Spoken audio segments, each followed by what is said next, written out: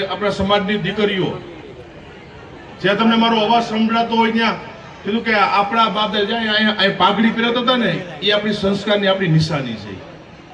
જે પાઘડી પહેરીને વડીલો પાઘડી પહેરીને બેઠા છે એ આપણો વારસો છે, આપણી સંસ્કારની નિશાની છે.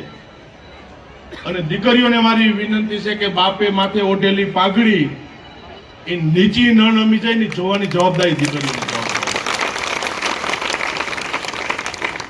અત્યારનો સમય એવો સમય ચાલુ છે, દીકરીને એટલું જ વિચારવું છે કે જે ઘરની અંદર મેં જન્મ લીધો, જે લેવા પટેલ સમાજની અંદર મેં જન્મ લીધો છે, મારા મા બાપે કેટલી મજૂરી કરી છે, કેટલી મહેનત કરી છે, અને ત્યારે એટલું નામ કરે. ભલે બીજું મૂડી નહીં કમાણો હોય પણ તમારો બાપ તમારું નામ તો કમાણો છે, એની પાસે આબરૂ તો કમાણો હોય છે.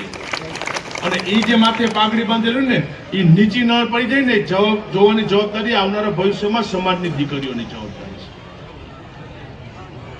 ઘરની અંદર તમારો બાપ આખા કુટુંબનું કે ખરાબ ન વિચારતો હોય, એનો પરિવાર હોય, કુટુંબ હોય, સગાવાલા આવતો હોય, ઘરનો વડીલોનો બાપ ખરાબ ન વિચારતો હોય તો પોતાનું દીકરીનું કોઈ એનો બાપ ખરાબ ન વિચારે. બાપ ઉપર ભરોસો રાખજો અને લેવા પટેલ સમાજ તો જ આગળ આવશે.